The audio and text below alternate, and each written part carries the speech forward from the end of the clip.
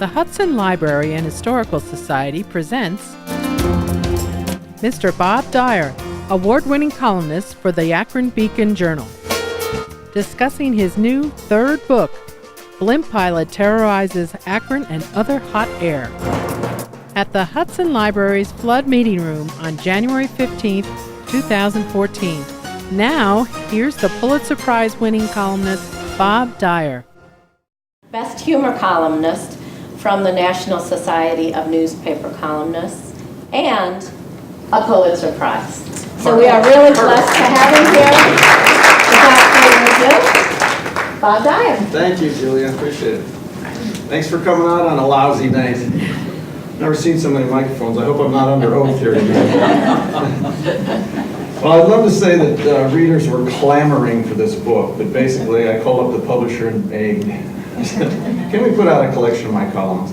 I think he felt a little bit obligated since he was the same guy who published the Omar book, which ended up getting on the New York Times bestseller list and did great. I mean, we got so lucky on that. I don't know how many of you remember that, but Omar was sort of at the peak of his career when he put the book out, and he said some things in there that made two former teammates mad, one of whom was Albert Bell. We talked about him corking his bats, and Albert misunderstood it a little bit and went on national talk shows and complained about the book, and sales just went boom. Yes. And then Jose Mesa took a little offense when Omar said he basically choked in Game 7 of the 1997 World Series. And every time Omar faced him, I think it was 3 or 4 times in a row, Mesa tried to hit him with the ball.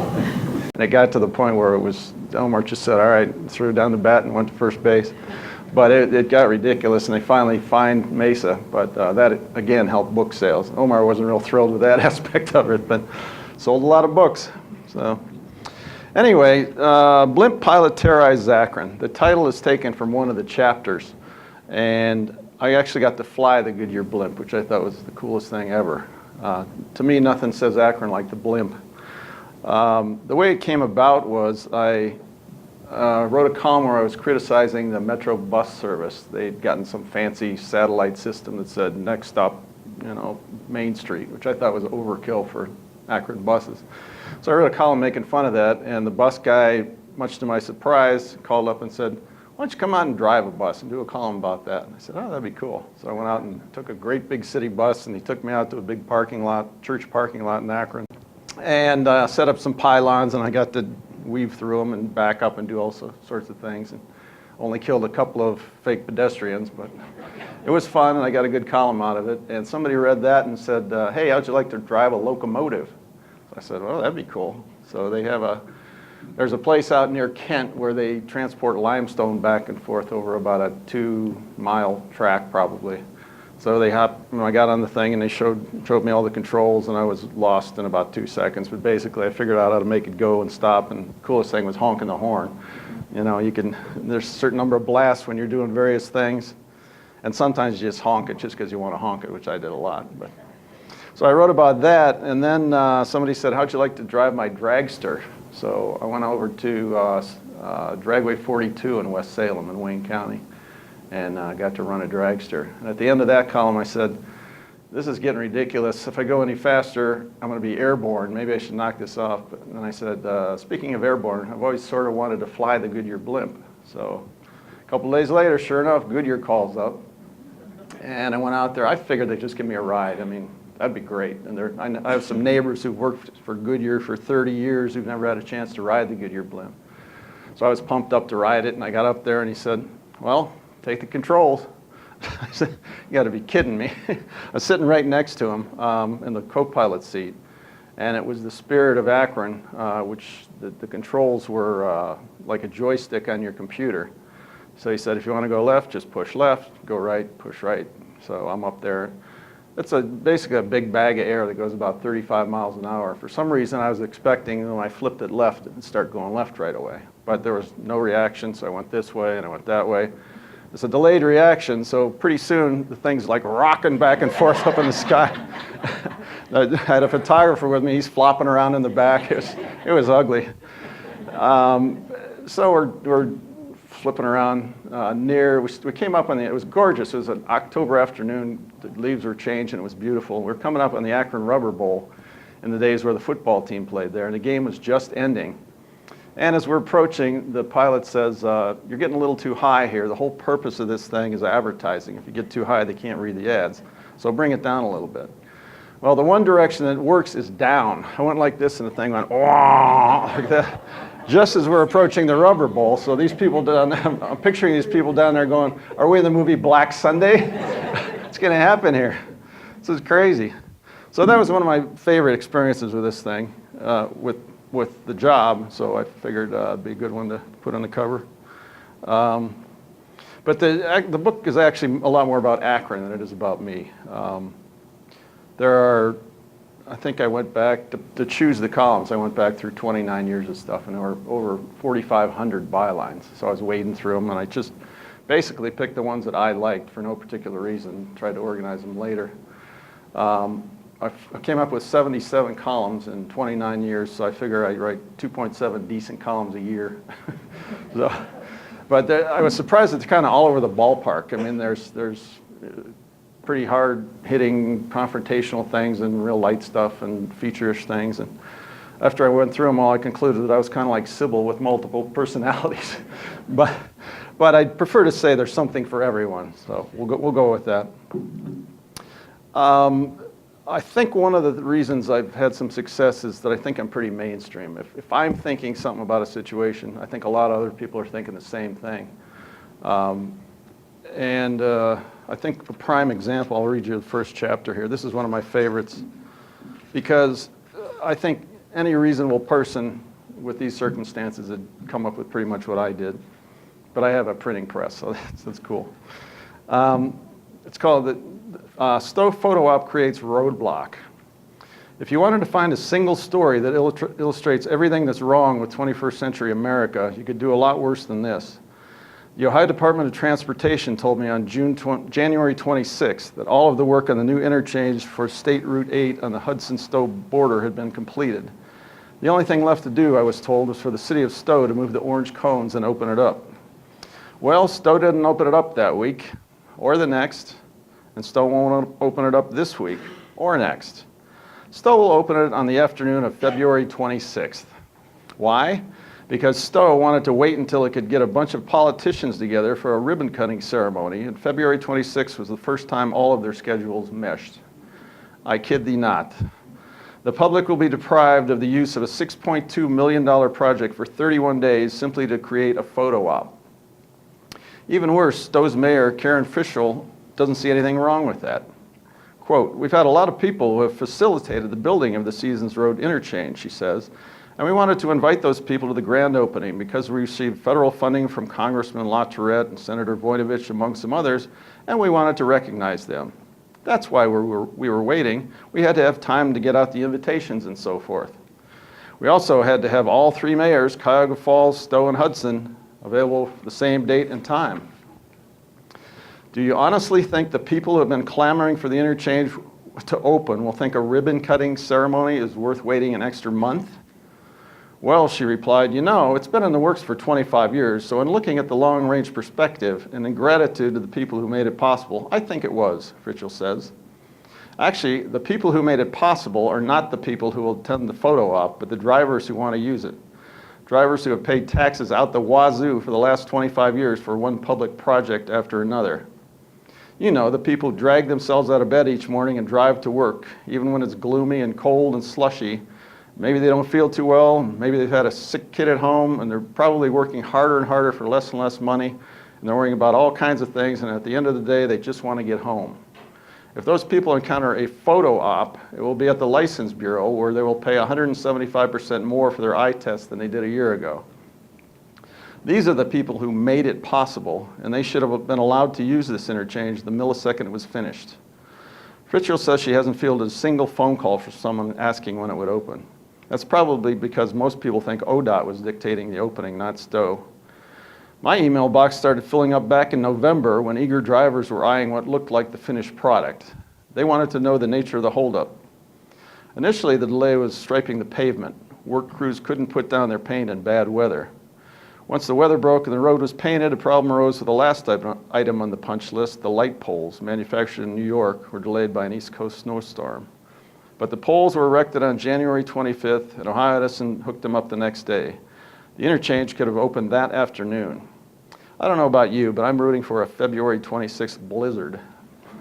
So, that one felt good. I mean, can you imagine? Honest to God, I understand photo ops, but when you're holding up that kind of thing for a month for a photo op, there's something seriously wrong, I think.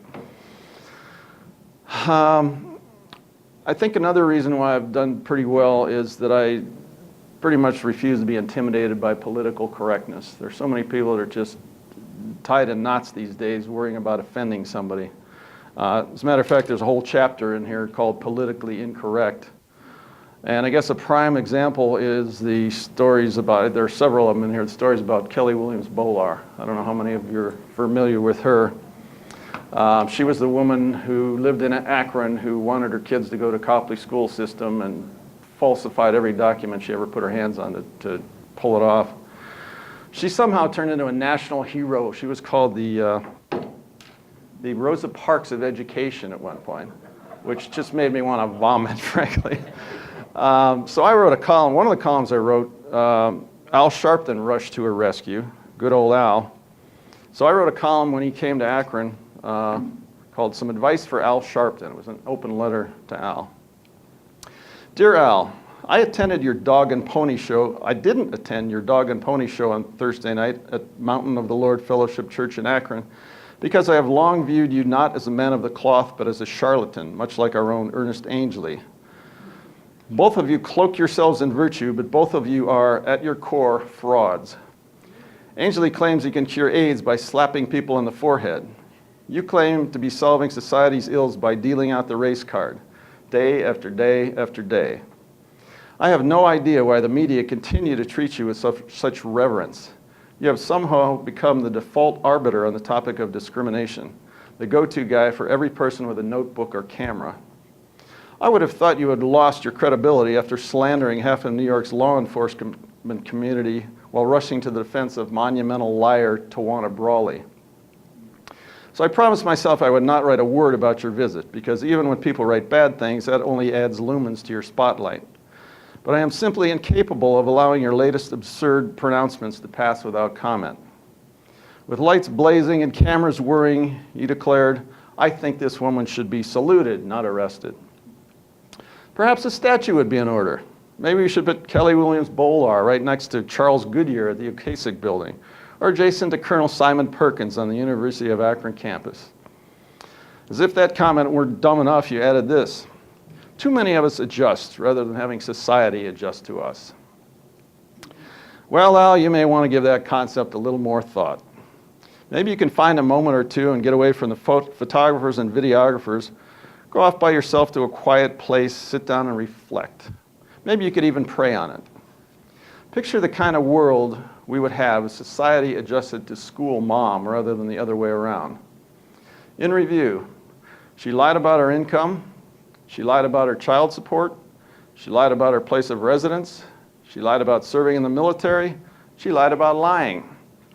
She taught her children that lying is fine if it enables you to get what you want. And she thinks none of this should disqualify her from being a school teacher. Williams Bolar also claims she was a victim of age discrimination because she was 40. 40! Omar Vizquel is 43 and still playing Major League Baseball. And of course, she claims she was prosecuted because she is black. Al, let's take a closer look at her lie about serving her country. She admitted during her trial that when she received an envelope in 2008 from the Copley Fairlawn school system, she returned it unopened, writing, deployed overseas for 8 months. According to the official court transcript, this exchange took place immediately after that admission. Prosecutor, are you in the military? Williams Bolar, no. Prosecutor, have you ever been in the military? Williams Bolar, never. Prosecutor, have you ever been deployed? Williams Bolar, no, but I've been harassed. Well, that's pretty much the same thing, isn't it? While many of her fellow Akron residents were being shipped away from home into the ongoing nightmare of Iraq and Afghanistan, some losing limbs and lives, school mom felt totally justified in using those people as fodder for her lie machine. And when she was called to task on it, she reacted with indignation. I will grant you this, Al, you did make some excellent points about education. In many parts of this country, the educational system is a mess. But using school mom to make that point is like rushing to the defense of Bernie Madoff to criticize the excesses of Wall Street. It just doesn't compute. But then again, you never let logic block the view of the cameras, do you, Bob? After that, I got a call from Dr. Phil's folks. And they had called the prosecutor, and the county prosecutor didn't want to get anywhere near it. So they said, would you come and give your side of the story? And we invited Al Sharpton, too. I said, sign me up. So they flew me out there, put me up in a real nice place, and went to the lot and right in the heart of Hollywood. Interesting experience. I was really surprised. I very much liked Dr. Phil. I wasn't sure I would. Actually, I had sort of a bad taste in my mouth because my wife watches him often, and every time I walk in the room, she goes, see what he said? You do that all the time. So I was not a big fan of the guy. But when I met him, I liked him. He was a nice enough guy, seemed straight ahead. The one thing I didn't like was they taped an extra 20 minutes than what actually aired. And every other TV or radio show I've ever done, it's been live to tape. Whatever you say is the way it turns out. They taped an extra 20 minutes, and they say they do that because a lot of the people who appear on the show have never been on TV, and they kind of freak out, and it takes them 15 minutes to be able to talk without falling over. But that also requires some editing on their part, and I think they did the editing with an eye on keeping the theme rolling. Dr. Phil's position was, does the punishment fit the crime? You know, this woman was convicted of a felony. Isn't that harsh? I mean, she spent 9 days in jail because of this, and, you know, she just trying to do what was good for her kids and all that.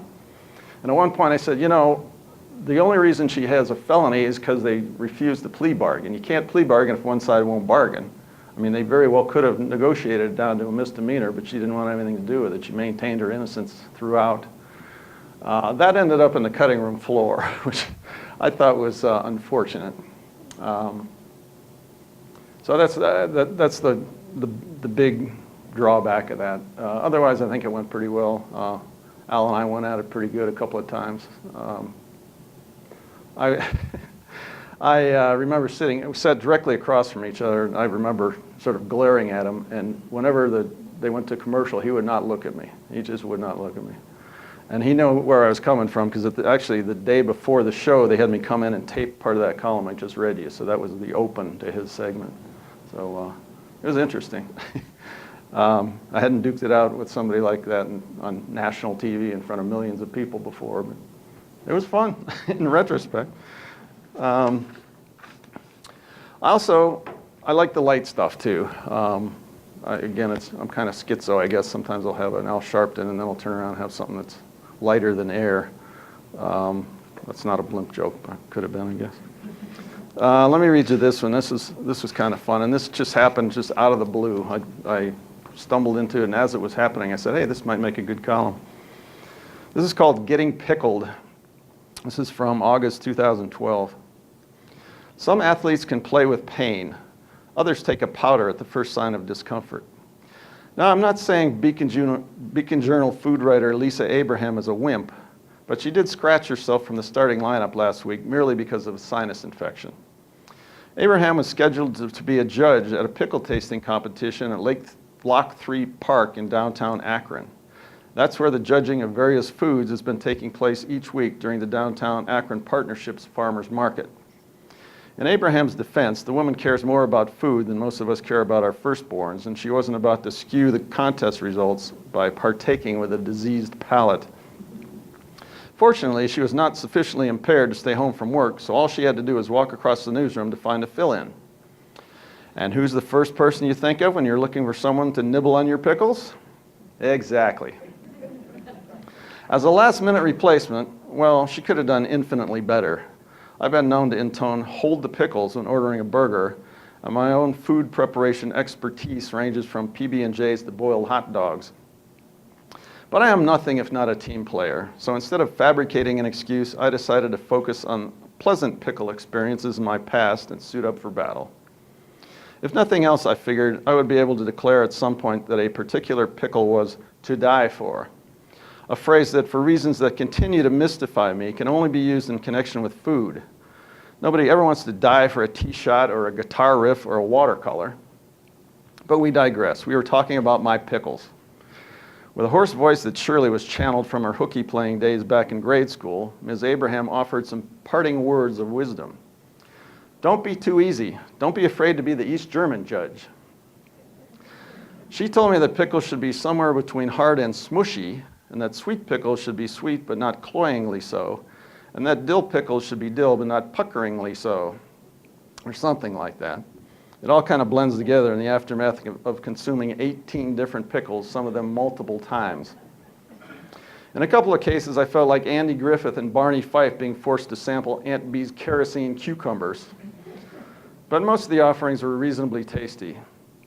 My fellow judges were Dave Lieberth, Akron's deputy mayor, and Alan Medvick, a magistrate in Summit County Common Pleas Judge Margaret Rowland's court. The pickles were presented in 4 groups: dill, sweet, hot, and other. Each pickle was to be graded on visual appeal, texture, and taste. Visual appeal, I asked.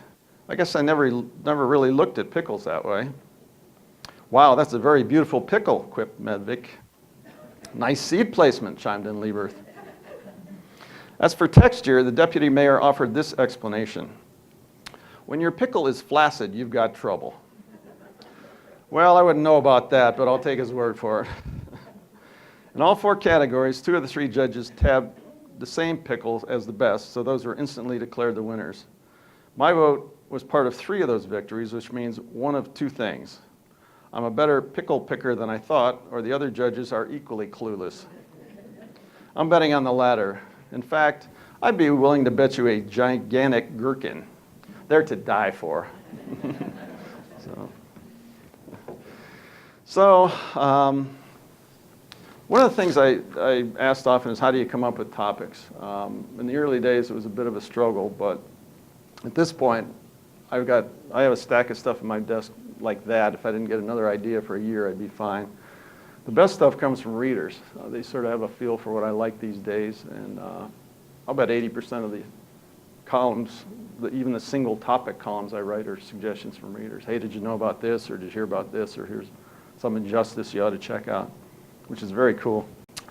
A lot of times readers will want me to do something about national or international politics, and what I tell them is there are literally hundreds of people writing about national and international politics, and very few people writing about Akron.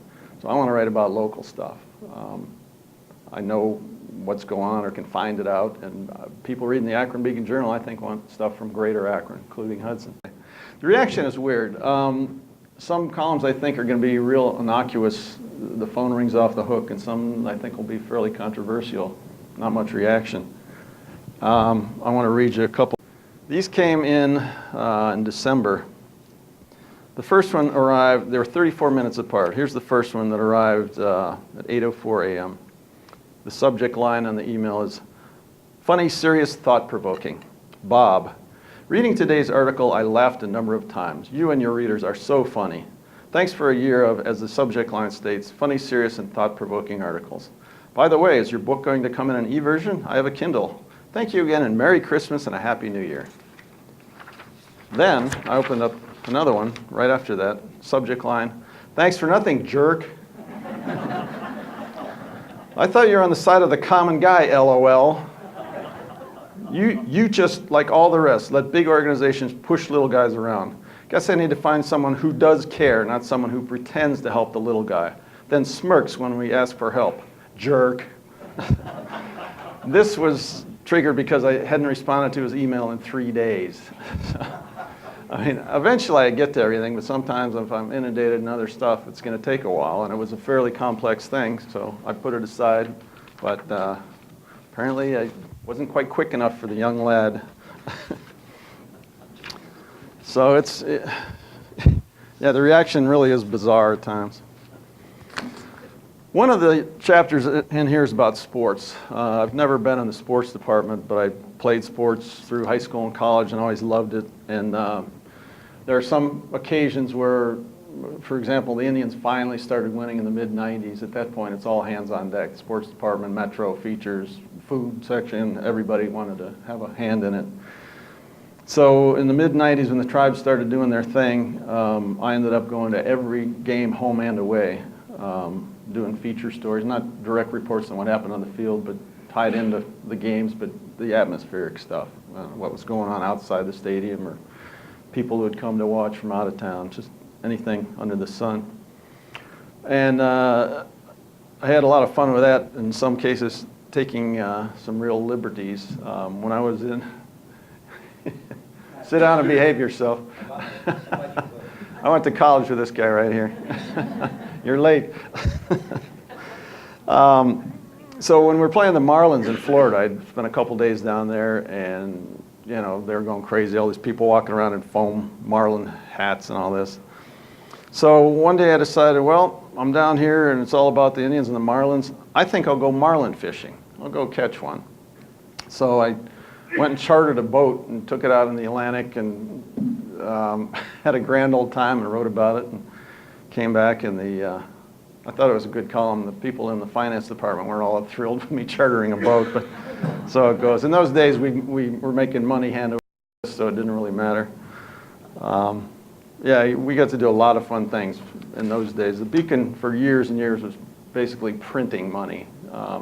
The drop of a hat, I'd fly off to Phoenix or Seattle or somewhere, and we had people go to El Salvador to do a feature story, and Ireland. It was nuts. It was way cool. These days I can barely get out of Summit County, but another interesting chapter was when the Browns were good in the late 80s. I spent 10 days twice in Denver. The first time we were playing, well, it was a run-up to the game. We played one there and one at home, and I spent time out there doing things like interviewing a former Brown who had a radio show, Dave Logan, and just sort of reporting on the madness. But the thing about sports reporting that most people don't consider is the deadlines. In those days, we had a number of different editions. First deadline was something like 9 o'clock, and these games often didn't start till 8, 8:30, sometimes even 9.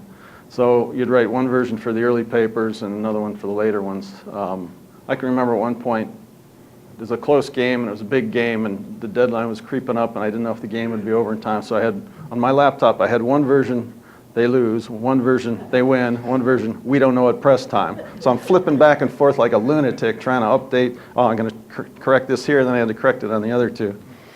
I can vividly remember sitting there in Atlanta, looking at my watch, looking down at the field, and rooting for Carlos Dyer to pop up and end the game. This is my Indians. I've been rooting for them my entire life. They finally get somewhere, and you view it totally differently when you're covering it than when you're there. So when people said, oh, what a great gig, you're out there eating hot dogs every night. Yeah, not exactly. I'll tell you a little about me, because after all, it is all about me. I didn't grow up here. The township is Russell, the post office is Novelty, and the high school is West Geauga. So I generally just say near Chagrin Falls, because nobody knows where any of those places are, except for this guy who lives in Bainbridge. Okay. Went to the College of Worcester. Didn't really know what I wanted to do. It was sort of process of elimination. I knew it wasn't going to be math or science or any heavy lifting. I always liked to read and write, and they had one journalism class at Worcester, and I turned in some papers that the professor thought was pretty good, and he hooked me up with the PR office there. They did stories for the local paper and for hometown papers. For example, I'd send something to the Chagrin Falls paper that said Dave Strout won his 3rd letter in lacrosse, and he's great, and blah, blah, blah, and he goes to the College of Worcester, which would be great for Dave and his parents and his friends, and also get the College of Worcester name out there. So that gave me some experience in writing for newspapers. That led to a job with the Worcester Daily Record, which is great, because I literally did everything from laying out the front page my first year to taking out the trash when the janitor didn't show up. I mean, in a small paper, you do absolutely everything. Take photos and write headlines and write stories and everything in the sun. You can also make your mistakes sort of almost, I mean, if you make a mistake at a paper with a 26,000 circulation. It's not quite the same as a major daily where you get tar and feathered. So you can learn from your mistakes. After about 6 or 7 years of that, a friend of mine who had some business connections in town came to me and said, how about joining me and put together a weekly paper? In those days, the Daily Record published 6 days, not on Sunday. So we put together, he went out and raised 6 figures. This is in 1982. And we cranked it up, and in some ways I'm glad it didn't go because it had been a puddle. We were working about 90-hour weeks. But we would do everything in-house except the actual printing, and then ship it out and have it printed, and then hop into this truck we bought and drive all over Wayne County delivering 27,000 papers. It was an artistic success, but a financial flop because, number one, there was a major recession that was coming right along then. The other thing was we underestimated the loyalty between the Daily Record and the big local merchants. There's a Friedlander department store, which is a big advertiser. Bueller's supermarkets were huge. We would go to them and say, tell you what, we'll give you the center spread for 6 weeks free. If you see any difference in your business, maybe you'll think about advertising with us. If you don't, we won't darken your doorstep again. And they'd go, nah, no thanks. So about that point, we figured this wasn't going anywhere. We did real well with small and medium advertisers, but it wasn't going to fly, so we pulled the plug before we owed anybody money. But actually, that's the best thing that happened because it led to the Beacon Journal job. I literally doubled my salary going from Worcester to Akron, but it really was it looked good on the resume. I mean, in those days, I thought, well, this thing failed, so maybe they're not going to want me. But they appreciated the guts it took to try and create something yourself. So I took a job there. The first job I had was on the copy desk. And in those days, it was an afternoon paper. So my shift was 4 a.m. to noon. And I was still living in Worcester at the time, so I would literally get up at 2:30 in the morning to come up and do it. I said, all right, I'll take this with a stipulation of the first writing job that comes along I get. And fortunately, after about 3 months, I got it. That was 1984. I will admit, when I first came to Akron, I had some trepidation. I had a buddy in college, T-Man was his nickname. He grew up in the Firestone Park area. His dad worked in the rubber shop his whole life. My buddy was just a brilliant kid, and ended up meeting him there. He told me fairly early on, we'd be talking about what you're going to do after you graduate, and he said, well, the only way I will ever return to Akron is in a plane crash. So I said, well, there's a ringing endorsement for the place. But he's lived in San Diego ever since. He's an astrophysicist. I don't know how he and I ever got along, but but I like the place, and I wouldn't be here if I didn't. Raised a family here. It's a great place to raise a family. You get a lot of money for your house. Get a lot of house for your money. From about mid-May to mid-October, it's a spectacular place to live. I love it.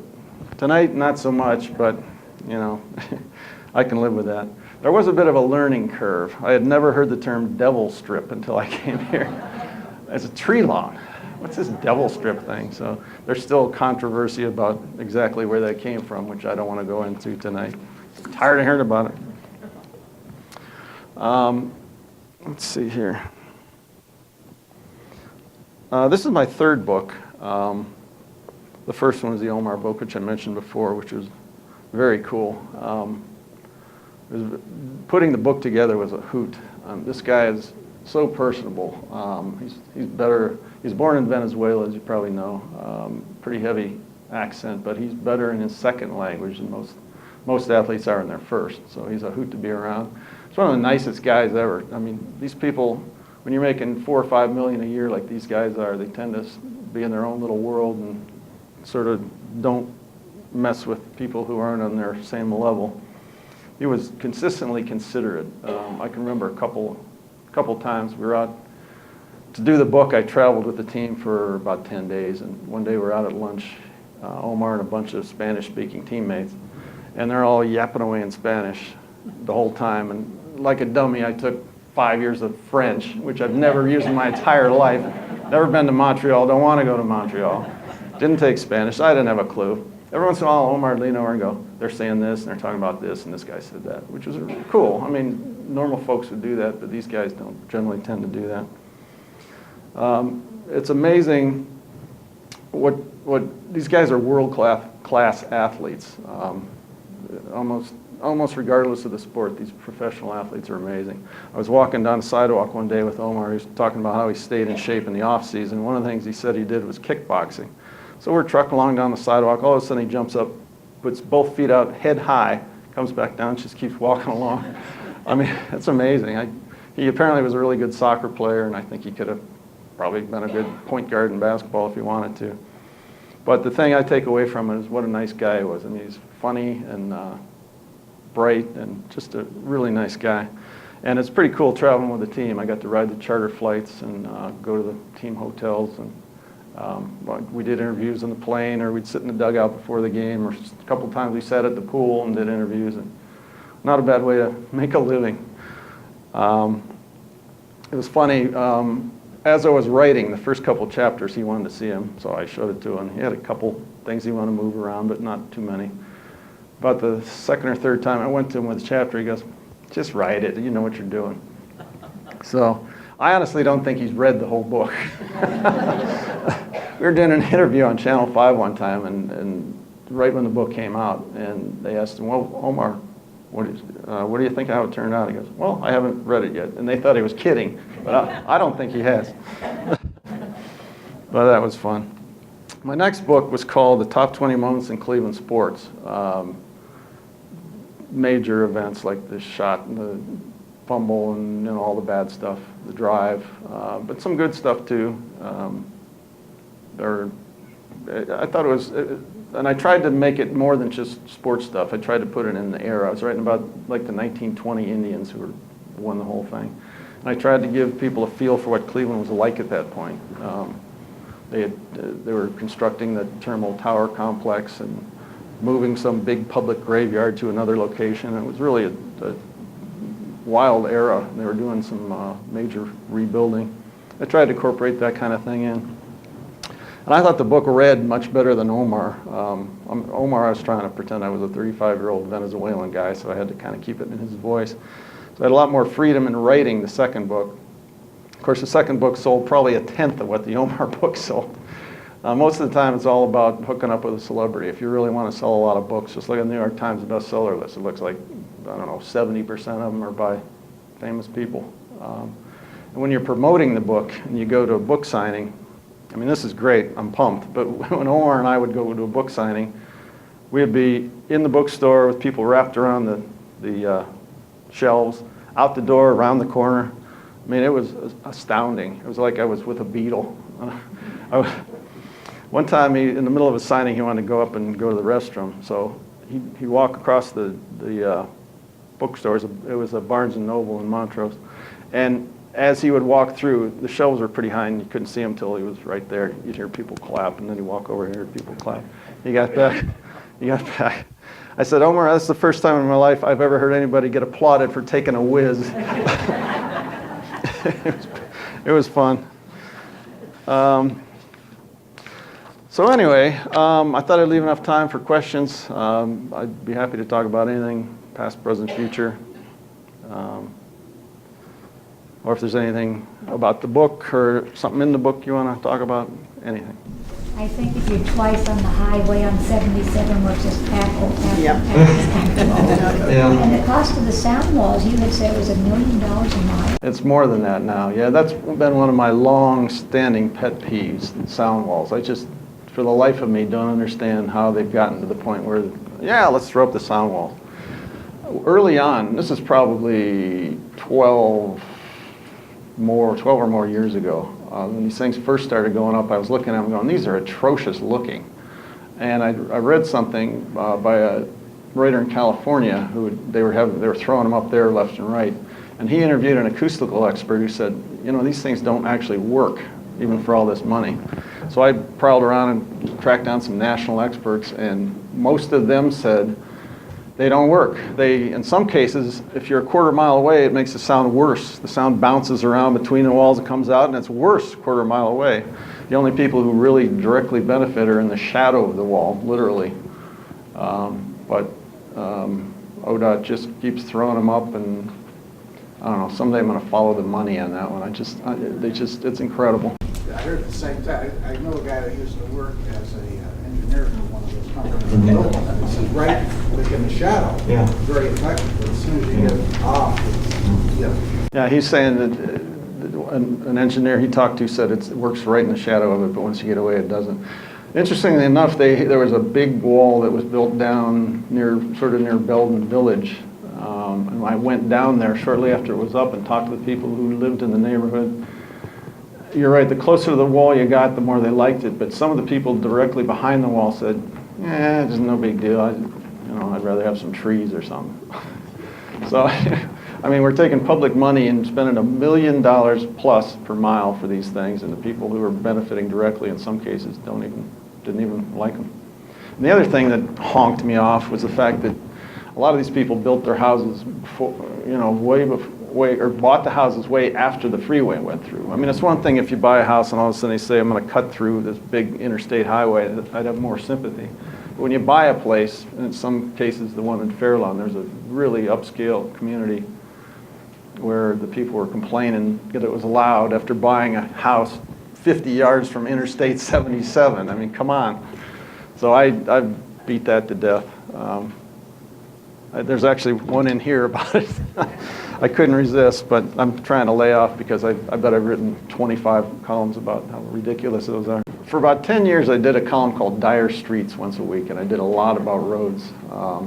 And the cool thing about it is that's something everybody has in common. I mean, everybody drives. The bad part is I'd get calls from somebody who lived in Brimfield in some neighborhood and said, could you write about the stop sign that's here and it should be this and it should be a yield? And they're like 5 people out of 120,000 newspapers you sell who could care.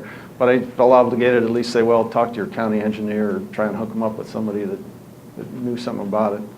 So it just got worn out after a while. Well, I never wrote about potholes. People always said, oh yeah, you're right about potholes. I didn't, because I think I did once, and by the time the story hit the paper, they'd filled it, so I looked like a moron. So, I try to write about things like the interstates that everybody travels, or general things. One of my other binges is left lane hogs, as I called them. People who get in the left lane in a 2 or 3 lane highway and go 5 miles an hour below the speed limit. I want to strangle them. There are some states where they actively enforce, if you're not passing, you can't be in the left lane or you get a ticket, which I think is the way it ought to be, because nothing triggers road rage more quickly than somebody going literally 5 or 6 miles below the speed limit and a line of 34 cars behind them trying to get around, and these other people jockeying and cutting back and forth. It's just a disaster. One of the things I learned in doing the streets column is that highway engineers, national, Federal Highway Administration, and the people who do this for a living and know about it say the most important thing about driving safely is the flow of traffic. It's not so much if everybody's going 20 miles over the speed limit, that's horrible. No, if everybody's going the same speed, that's good. Where you get in trouble is when they mark a road artificially low, like at 25 miles an hour on State Road in Cuyahoga Falls. Nobody goes 25 miles an hour except a couple of people, but those couple of people are going 25 and the other people are going 50. That's when you get in trouble. So I long ago came to the conclusion that speeding tickets are a lot more about revenue than they are about safety. I mean, there's just so many places where they're just trying to nail you. Cuyahoga Falls, for a while, turned Route 8 into their own personal ATM. So don't get me going. Thank you, Art. Bob, I have a non-road related question. Yes, sir. Of a blimp, an engine, train engine, or a crane wrecking down the Coliseum, which was more fun? The Blimp was way cool. The Blimp is, if you live in Akron, the Blimp is the deal. There were a couple times, I live in Copley, and there were a couple times we'd be out in the backyard and the thing would come right over our house and we go, oh, this is so cool. reason enough to live in Akron. But he's referring to one of the columns in here that I didn't mention, the helping to trash the Coliseum. All these other things led to me being able to use a wrecking ball at the Coliseum when they were tearing it down. I went out and they showed me how to drop. I got to practice first on pieces of concrete on the ground, just dropping the thing down. And then they showed me how to swing it without, hopefully without it coming back toward the cab. They said if you get it going the wrong way, it could get ugly. So that was cool. On the other hand, that was ironic because I loved the Coliseum and I was livid when they moved the cabs to downtown Cleveland. The place was perfectly good. Everybody could get to it. The Cleveland people would complain about it being in the middle of nowhere, but everybody could get there, and it was 20 years old. It was a great venue. It was had a much more communal feel than the Q does. They had that walkway in the mezzanine, and you could just circle around and see different places. Now, if you got to go in your little slot and not mingle with the other people, you're in your one little section. So I just from the first time I heard that they were going to destroy that place and move them downtown, I was not happy. But it was fun to smash the walls. Yes. How was your relationship with Terry Pluto? You were a great writer. I thought Terry, when he was at the Beacon Journal, was a great writer. Terry Pluto's awesome. He's one of the nicest guys, the most selfless guys in the world. I don't know how he does it. I mean, he's written about 7,000 books, and he never takes his leave of absence. He works full-time, and he writes the books. One of my former editors, who's not there anymore, joked about how often he'd be in the paper. There are some days when he'd have 2 or 3 stories in the paper. She said, "I don't think Terry Pluto has ever had an unpublished thought," which I thought was great. But he's just the nicest guy. I mean, he spends a lot, what little free time he has, he goes in and talks to people in jails and consuls, inmates, and just the guy's a saint. I love him. Yes. I was wondering, oftentimes you read in the paper there's been a fine levied against some company or something like for $150 million. And it's been levied and it's been authorized. But then you never hear anything, how much money was actually paid and when was it paid and who was it paid to?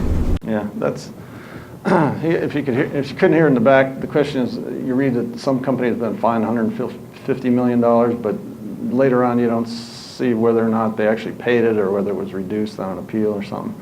That's sort of an ongoing problem with the media. You get the first story, and a lot of times you don't follow up because all this other stuff's coming at you, and you don't even think about it. I mean, if you say that to an editor, maybe they'd say, well, let's find out what happened. Did they really pay that thing? But there's just so much going on. I mean,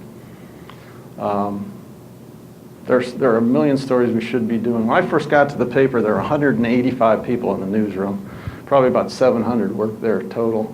Now we have about 450 total employees, and there are probably 80 people in the newsroom. Every day there's stories we don't do just because we don't have the people to do it. It's just the way of the world. Every newspaper in the country has suffered the same thing. Once we started giving it away on the internet, the circulation goes down. The frustrating thing is we have more readers now than we had probably 6 or 7 years ago. Our website, ohio.com, has 1.3 million unique hits a month. 1.3 million different computers go on our website a month, but you can't parlay that into the kind of money you can make with advertising in the paper. There's just, the business model just isn't there. So that's frustrating. I mean, it's not like people aren't paying attention, but you can't sell enough online ads. And some of the ways they present them now drive me crazy. The thing covers the screen, you got to click through it. But I mean, you have to pay the people to go out and get the information, synthesize it, and put it together. Once newspapers, if they vanish, I think we're going to be in big trouble because all these websites that are going great guns, Yahoo takes our stuff, and Google, somebody has to produce that stuff. I could see a time in the not too distant future where the Beacon has 25 people and it's all online just because of the economics. And the stories that usually go by the wayside, when I first got there were people, they'd send them off for 6 months and say, go investigate this thing. If you find something great, if not, that's okay. They come back more often than not with a great 2 or 3 part series that would expose corruption and get people fired and change laws. That takes a lot of time, and when you have far fewer reporters than you used to. You just don't do those kinds of stories. You do the quick hit, go out and interview one person, do a feature. It's easier to do. So it's really discouraging. I think a lot of the work that newspapers have typically done to expose corruption are just not going to be done, and people are going to get away with more and more because of it.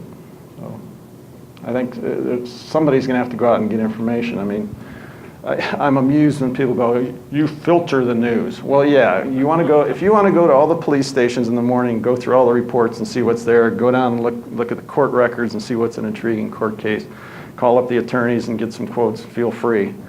I mean, yeah, we filter it because we're gathering it and trying to make judgments about what will be the most interesting and most important. But I'm real discouraged about the general direction of the journalism. On that cheerful note. I was wondering what it felt like to get a Pulitzer, and did you get that for one piece of work or for a bunch? No, actually, I was a part of the team that won the Pulitzer. It was after the Rodney King thing, and the streets were, they're rioting again, and internally we're saying, our race relations are as bad as they've ever been. Why don't we take a look at it? So the whole paper pretty much did a series throughout the year on different topics, like race in terms of education, race in terms of crime. So I was one of a team of writers who worked on that. And they ended up getting the Pulitzer-Prize for public service, gold medal. I got to fly to New York and go pick it up. It was cool. But I was one of several people who were lead writers, but it was pretty cool. So you don't get your own individual Pulitzers? No, well, I mean, if they gave me a Pulitzer for poetry or something, I would. That's not going to happen. So, no, we've got it actually mounted in glass in the newsroom. For the paper our size, it's ridiculous how many Pulitzers we got. We won one for Kent State, and John S. Knight won one. We won one Goodyear when Sir James Goldsmith tried to take over Goodyear. When I first got to the Beacon, Time magazine every year would put out an issue, the top 10 papers in the country. And there'd be several Knight Ridder papers. And they had, it was about a month after I started working there, and they had a sidebar on that issue that said none of these papers is big enough to make this list, but they just kick butt. And the first one they mentioned was the Akron Beacon Journal. So we were doing some big time journalism with much more limited resources than the big boys. Yes? One of the things I was recently reading about was this thing about a reporter divulging sources. And one of the issues that came up is, well, how do you define a reporter? How do you define a journalist? That you were to say, we will allow journalists the opportunity of not disclosing their sources. How would you define journalism? Or a journalist? It's a good question. I mean, people have been their own little internet site and they're doing journalism, I guess you define them as journalists. I mean, I don't know. Even people who, there are a number of court cases depending on what type of, divulging sources, it's not going to happen in most cases unless it's a thing of national security or a murder case or something. But whenever we get a subpoena, we fight it. They wanted me, I was supposed to be deposed on a case. I'd written an investigation of a heating and air conditioning company that seemed to be systematically ripping off customers. They go in and say, oh, your heat exchanger is cracked. You're going to die tonight if you don't have us fix it right now.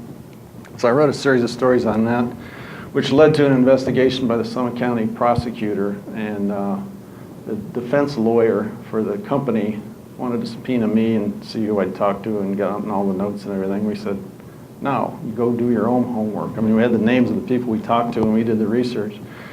And our lawyer managed to win that. They said, no, you can't. They wanted all my notes and all my tape recordings. And we just said, do it yourself. So it doesn't come up that often, but we have better things to do than go sit there for 4 hours and testify about something that they could find out themselves. They quashed it. They said basically the judge said, go do your own research. So, I think it's still in play. They were facing everything from big fines to revocation of their license to practice, and I think it's still in the works. There's so many people that were involved who had the same situation. So that didn't really answer your question, but I thought of something to talk about, so maybe I slipped that one through, I don't know. Anybody else? Any plans for a new book? No. This one was easier than the others because obviously it's stuff I'd already written, but it took a while to go through 4,500 bylines and see which one I wanted. Then I had to physically convert, and our electronic library is a different format than what they needed to print the book, so I had to go through and change like quote marks that were backwards and some of the paragraphing was screwed up, so there was a fair amount of time in it. But the first two books I did, I took a 3-month leave of absence in both cases, and just worked my butt off for 3 months, and then it required some more time after that. And I had a much bigger appreciation for Terry Pluto after I did my first book. It's a lot of work. I mean, it's not just a little bit more work than a Sunday magazine story. It is a lot of work. The organization and making sure it's tough. So if I'm going to do one, it's got to be a topic I want to immerse myself in for a long time. Someday, of course, I'd like to write the great American novel. I think every journalist would. But I'd probably do another one, nonfiction at some point, but I don't know what it would be. Do you think the news industry is doing enough to promote the written word? I don't know what more we could do. I mean, the question is the news industry doing enough to promote the written word? I mean, we badger people to take the paper, and we keep cranking it out 365 days a year, and we try and tell people what the advantages of it are. But I mean, I think where we screwed up is in about 1995. If we'd have done something like iTunes, where if you click on this Bob Dyer column, it'll cost you a nickel. If you click on this news story, it'll cost you a nickel. At the end of the month, we bill it to your credit card. I think we would have been fine. But I think newspaper publishers underestimated what the internet was going to be. I think almost everybody did. I mean, it's transformed our industry and the post office, and I don't know how any travel agents are in business anymore. I can remember I think 1995 or 6, I remember going online, planning an entire vacation, flights, what seat I could sit on. I had a floor plan of the house we were going to rent with somebody. I mean, I did the entire thing without talking to a soul from my den. So I don't know, again, I think there are a lot of travel agencies that are still in business, but I don't know how. The internet's the best thing that ever happened to my job and the worst. I mean, the access to information is astounding. I can get stuff. In the old days, I'd have to get in the car, drive to the library, and look around for half an hour to find stuff I can get with 2 clicks of the mouse. It's amazing. But, instead of people buying the paper to see the movie listings, people go online and see the movie listings. So, thanks a lot for coming. I appreciate it.